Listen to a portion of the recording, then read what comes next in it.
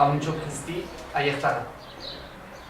Iaxa, preguntan, zure helburuetan zer den neko zinukena eman publikoari edo eskaini zure aldetik, eta zer neko zinuken jaso?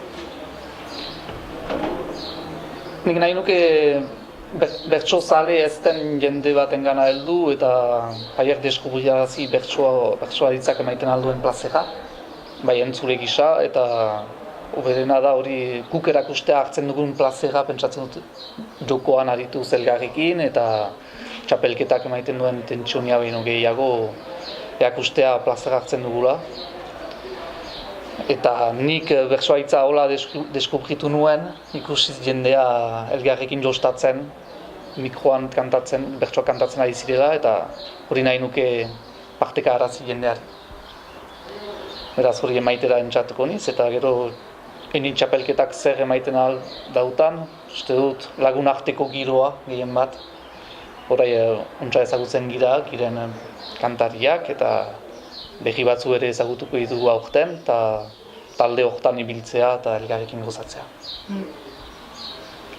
Eta txapelgoak berak jakinik ez dela bertsolaritzaren alde bakarra badituela gehiago. Uste duzu baduela indar bat nunbait beste aldeak ere elikatzeko eta indartzeko bertsolaritzaren sarea gure lurraldetan? Uste dut lehenik gu laguntzen gaitu helburu bat emaiten dauku edo lanera pusatzen gaitu, zenta beti badugu ere untsa ateratzeko gogoa eta egia da txapelketa baino aintzineko egun edo aste edo hilabeteetan entzatzen girela gehiago gestatzen eta txapelketa batek beti hozka bat pasarazten dauku, bai bertsoan egin nahi dugun bidean eta segurtasun bat ere emaiten dauku gero aterata ongi pasatzen bada beden. Eta zertzen galdera. Eta beste bertsolaritzaren beste aldeak ere elikatzen ditu txapelketak? Hori txapelketak guri bertsoariak emaiten dauku eta publikoa gero ara, publikoak maite du lehia eta badaki txapelketan bertsoariak ateratzen direla duten oberena emaitera eta horrek biltzen du jendea eta jendeak komentatzen du, ikusten du lehia, ikusten du balioak egiten ditu. Balio du hurbilarazteko jende bat, normalki bertso saio ahun batetara bilduko ez duguna, eta gian gero hartuko duten plazerarekin, gero hurbilko dira erretxako ere bertso saio ahuntetara. Orduan, bai, pentsatzen dut txapelketak ekartzen duela. Eta txapelketak bertsolaritzari bezala, uste duzu bertsolaritzak berak ekartzen diola zerbait Sibiru, Lapurdi eta Baxe Nafarroko euskal jendeari, edo ez baita ez bada euskaldunei, baina bai elikatzen duela, eskaintzen duela zerbait edo ekarpen bat egiten duela gure inguruari, behar bat kultura mailan, hizkuntza mailan. Bai, enetzat biziki importanta da erakustea euskarak balio duela ez bakarrik sufritzeko eta plainitzeko, baina ere bai jostatzeko eta plazera hartzeko elgarrekin.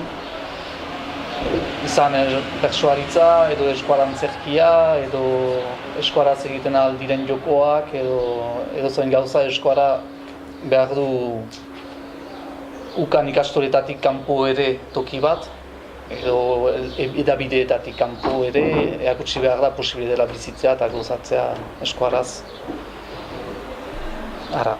Euskara ikasten ari direnek emaiteko gogoa segitzeko ikasten eta baliatzen euskara gero kanpoan eta euskara ez dakitenek ere behar bada emaiteko gogoa ikasteko.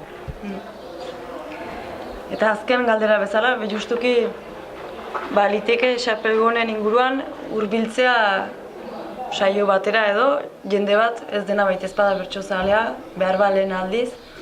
Zer esan entzinuke entzule horri animatzeko etortzera edo ze mezu igorriko zinuke, zer du bertsolaritzak eskaintzeko bertsozale ez denari oino?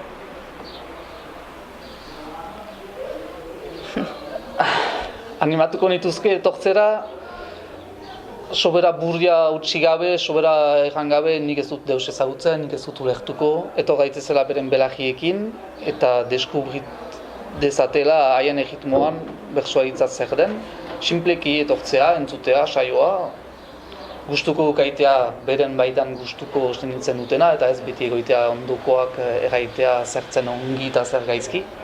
Eta bakotxak bere ideia egin dezala, baina jakin dezatela irri bederen entzatuko egitela sogarazten.